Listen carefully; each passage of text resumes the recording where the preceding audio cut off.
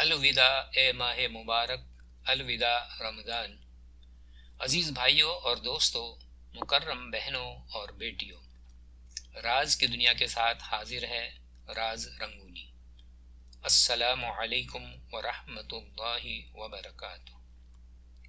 دیکھتے ہی دیکھتے رمضان المبارک کا مہینہ آیا بھی اور تیزی سے گزر گیا۔ بس آخری 1-2 دن کی بہار ہے، پھر عید کا دن ساتھ ہے۔ حالات حاضرہ کے پس منظر میں ہماری عبادتیں گھروں میں ہی ہوتی رہی ہیں۔ بہت سے لوگ اس پر ناشاد ہیں تو کچھ لوگ مطمئن بھی ہیں۔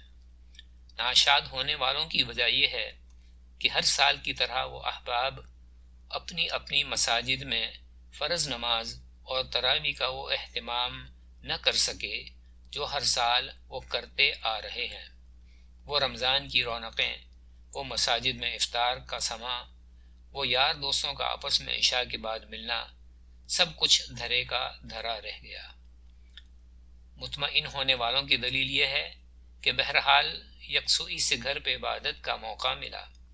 دنیا سے تھوڑا سا بے نیاز ہو کر، غم روزگار کے جھمیلوں سے ذرا پرے ہو کر، یکسوئی سے نماز، وظیفے، تلاوت اور ذکر و عبادت کا بہت سارا وقت ملا۔ اپنے لیے، دوست و احباب اور رشتہ داروں کے لیے اور پوری انسانیت کے لیے دعائیں مانگنے کا وافر وقت ملا۔ بہرحال یہ تو ایک امر حقیقی ہے کہ ہم نے یہ مبارک مہینہ پایا اور ہر کسی نے اپنی استطاعت کے مطابق اس ماہ مبارک سے فیض حاصل کیا۔ ہم میں سے بہت سے خواتین و حضرات ایسے ہیں جو اس مہینے سے بھرپور فائدہ اٹھاتے ہیں۔ وہ اپنے ایمان کی سطح کو موجودہ لیول سے کچھ اوپر لے جاتے ہیں اور سال بھر اس کی حفاظت بھی خوب کرتے ہیں۔ پھر اگلا رمضان اس ایمان میں مزید ترقی کا سبب بنتا رہتا ہے۔ بہت خوش قسمت ہیں یہ لوگ۔ مجھ سمیت ہم میں سے بیشتر لوگ ایسے ہیں کہ ہمیں بھی اس ماہ مبارک کی برکت سے کچھ ایمان کی حرارت محسوس ہوتی ہے، کچھ ہمارا قلب بھی گرما جاتا ہے، کچھ خدا ترسی، کچھ عجز و انکساری، کچھ تھوڑی سی دین داری ہمیں بھی حاصل ہو جاتی ہے، مگر پھر ہم اپنی روٹین مصروفیات میں مصروف ہو جاتے ہیں اور دھیرے دھیرے ایمان کی وہ حرارت، پھر اگلے رمضان، اگلے سال ہم اسی سائیکل سے گزرتے رہتے ہیں۔ آئیے عہد کرتے ہیں کہ اس رمضان کے بعد ہم ایمان کی اس حرارت کو، اس چنگاری کو مدھم نہیں ہونے دیں گے۔ خدا ترسی کے جذبے کو بھی باقی رکھنے کی بھرپور کوشش کرتے رہیں گے۔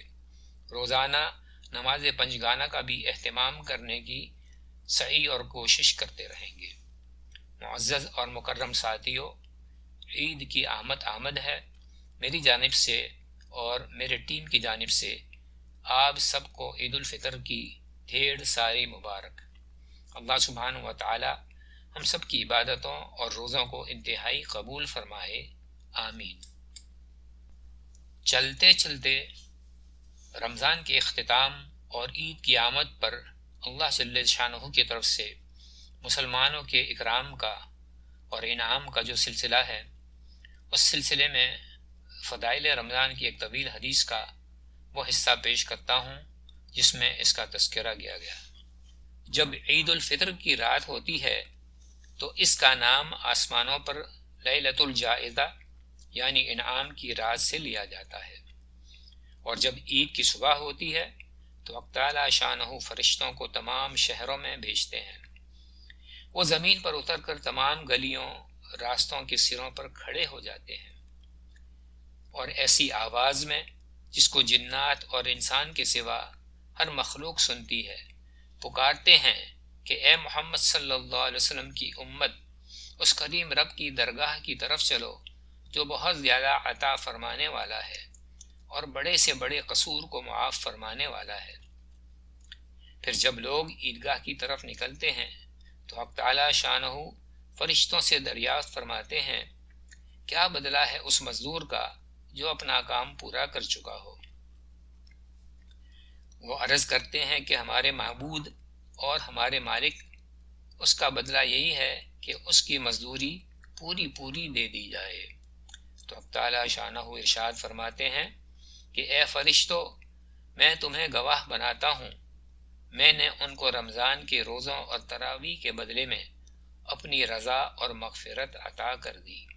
اور بندوں سے خطاب فرما کر ارشاد ہوتا ہے کہ اے میرے بندو، مجھ سے مانگو، میری عزت کی قسم، میرے جلال کی قسم، آج کے دن اپنے اس اجتماع میں مجھ سے اپنی آخرت کے بارے میں جو سوال کرو گے عطا کروں گا، اور دنیا کے بارے میں جو سوال کرو گے اس میں تمہاری مصلحت پر نظر کروں گا۔ میری عزت کی قسم، جب تک تم میرا خیال رکھو گے میں تمہاری لغزشوں پر ستاری کرتا رہوں گا اور ان کو چھپاتا رہوں گا۔ میری عزت کی قسم، میرے جلال کی قسم، میں تمہیں مجرموں کے سامنے رسوا اور فضیحت نہ کروں گا۔ پس اب بخشے بخشائے اپنے گھروں کو لوٹ جاؤ، تم نے مجھے راضی کر دیا اور میں تم سے راضی ہو گیا۔ پس فرشتے اس اجر و ثواب کو دیکھ کر جو اس امت کو افطار کے دن ملتا ہے خوشیاں مناتے ہیں اور کھل جاتے ہیں۔ اللہ ہم سب کو بھی اس گروہ میں شامل فرمائے کہ ہماری بھی بخشش ہو جائے اور ہم بھی اس خوشی کی سعادت حاصل کر لیں۔ آمین۔ اللہ حافظ و ناصر، فی امان اللہ۔